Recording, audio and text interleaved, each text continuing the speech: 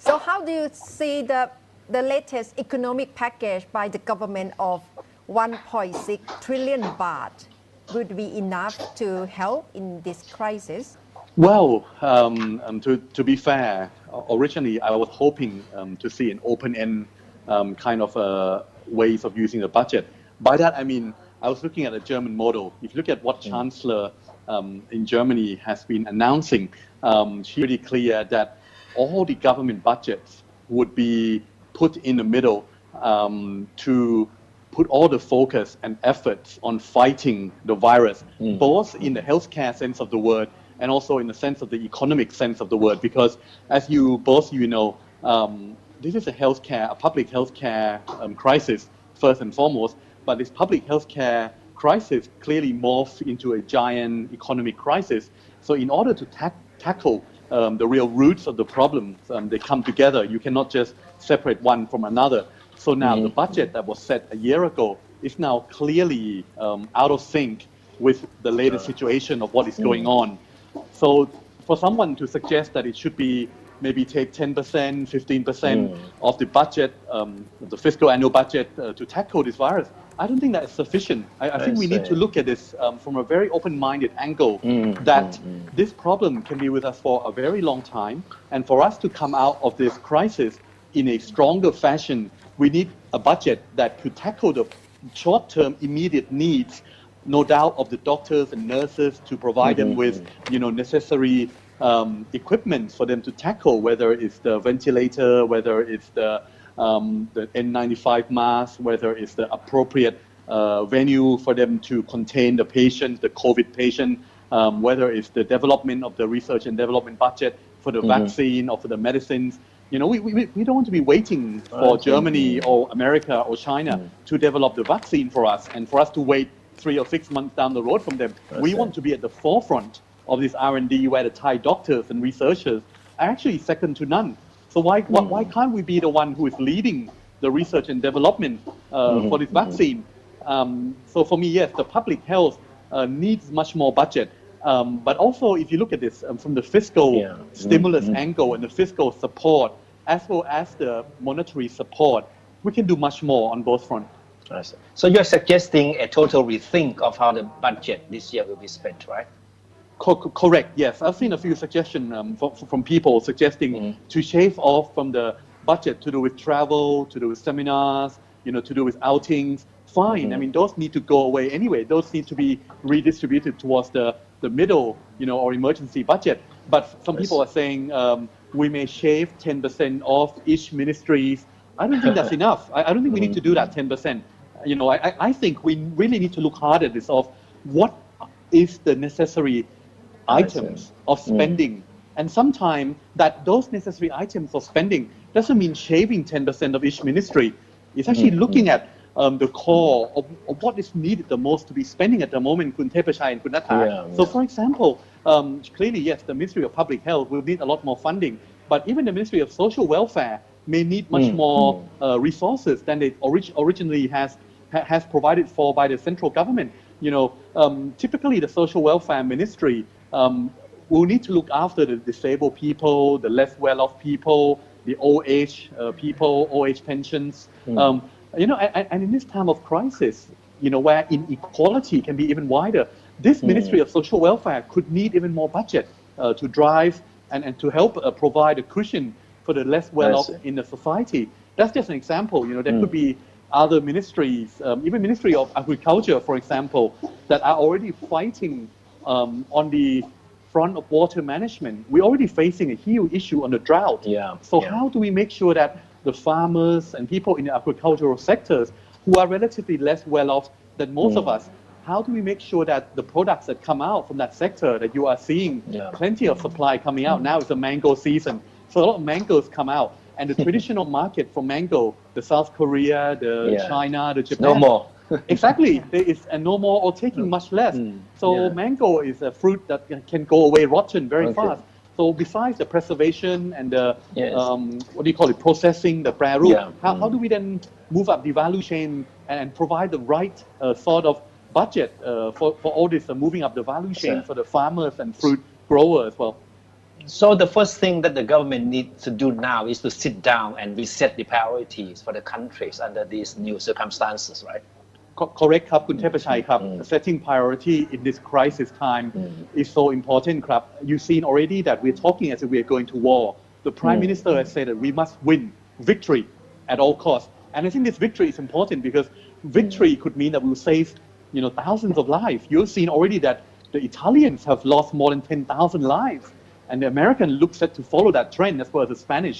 So we definitely don't want our curve to go that direction, and for us to throw our resources, whatever it takes, คุณเทพชัย and คุณณฐาครับ it really takes whatever it takes. Winston Churchill used to say once that it's not good enough to do what's necessary.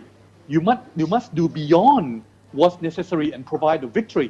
Make sure we get the victory in this wartime. And there are so many events across the globe that's been cancelled for the first time since World War II. Now, the financial bazooka, whether you want to call it from the fiscal stimulus or whether you want to call the monetary wizardry of the QE, quantitative easing response that you've seen from somewhere around the world. I'm not suggesting the Bank of Thailand need to go down the QE route, but you saw the emergency bill that came out today, announced by the governor and the government on propping up the bond markets, the debt market, clearly show the signs that they're watching over this very carefully and very, very worried about what could happen in the financial market, especially in the debt market. And could Prinn, with the registration of people who really need cash right now for 5,000 baht with three months in a row that they will get, do you think that will be enough for immediate crisis for those people, like daily wage workers? No, yes, that's a good question, and I think 5,000 baht for perhaps, I think initially was 3-something million, and now has branched out 6 million more, so about a total of 9 million now, and I'm sure more will be forthcoming. I think 5,000 baht is a bare minimum start. Now, I think the next step for them to do is to set incentive, ครับคุณณฐา Incentive, I mean, this is a time where a lot of people will be out of job, a lot of people will be spending time just at home to save the nation, stay at home for the nation. So for them to stay at home and do nothing and just get 5,000 baht as the minimum, that's too little.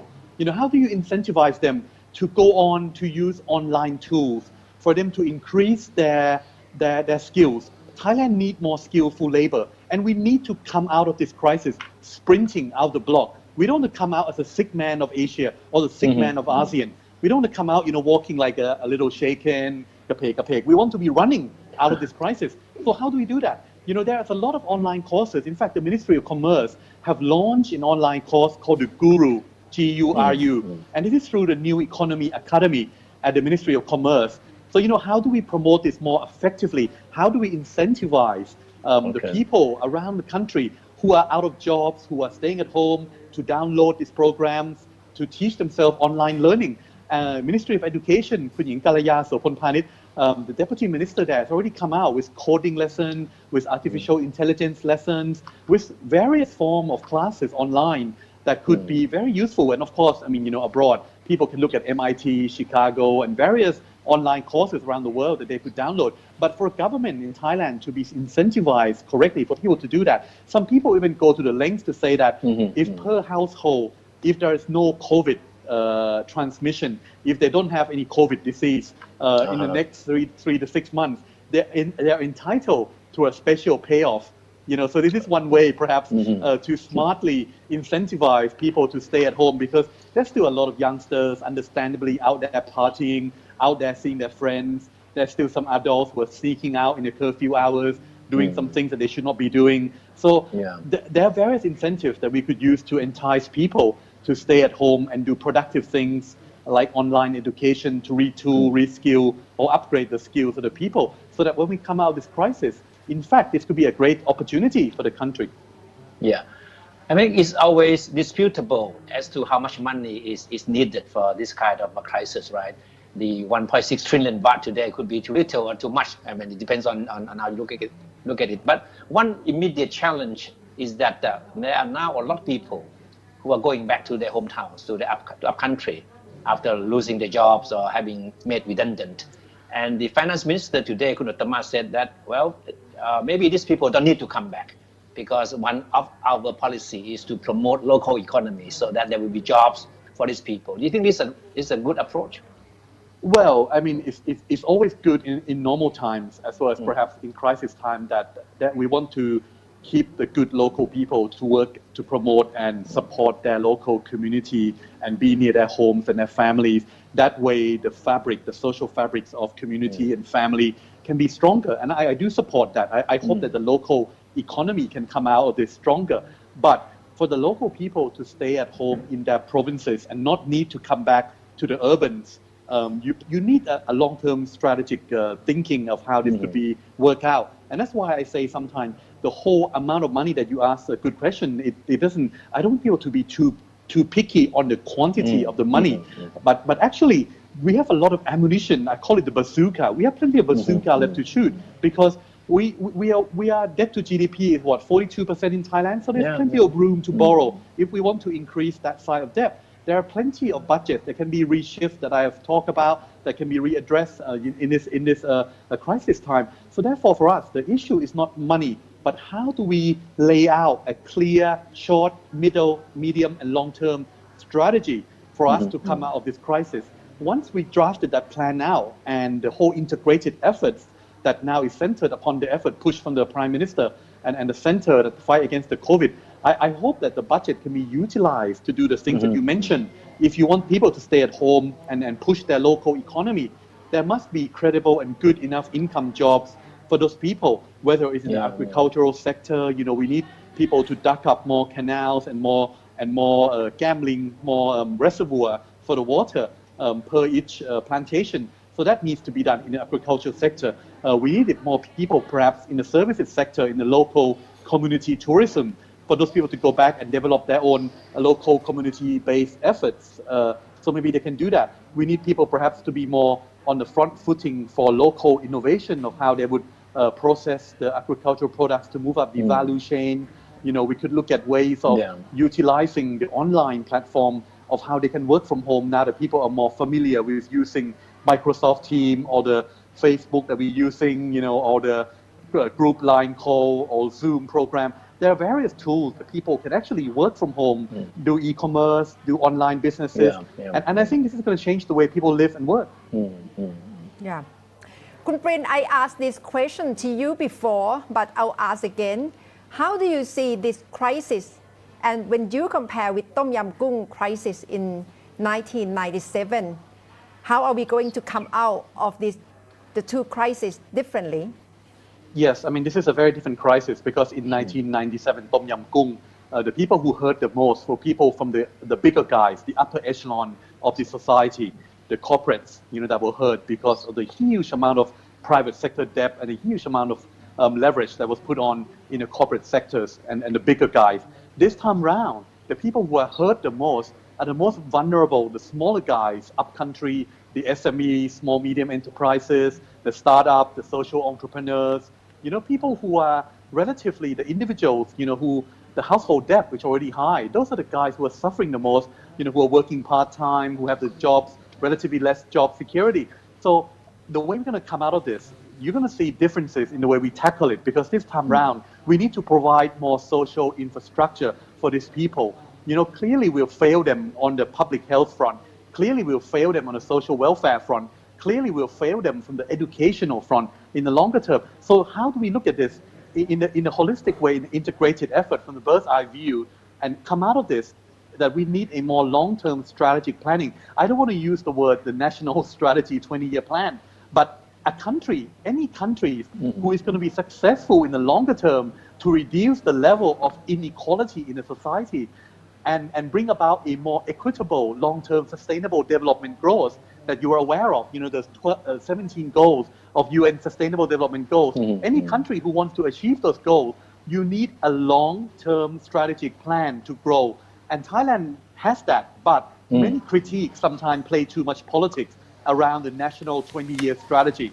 And I don't think we should play politics around the longer-term national strategy. You know, whether it's 5 years, 10 years, 15 years, 20 years, we do need a longer-term plan and the implementation plan and effort to implement those plans in the 3, 5, 10 years that is needed. So I hope we come out of this crisis looking at this, that we should not be too much picky on the quantity of growth, the GDP figures itself, whether this year that the Bank of Thailand say minus 5.3%, so what? It could be minus 10, it could be minus 9, minus 4. It doesn't matter. We need to look at the quality of the recovery and the quality of growth that will bring about to lessen the inequality of this society ครับคุณนัทธาครับ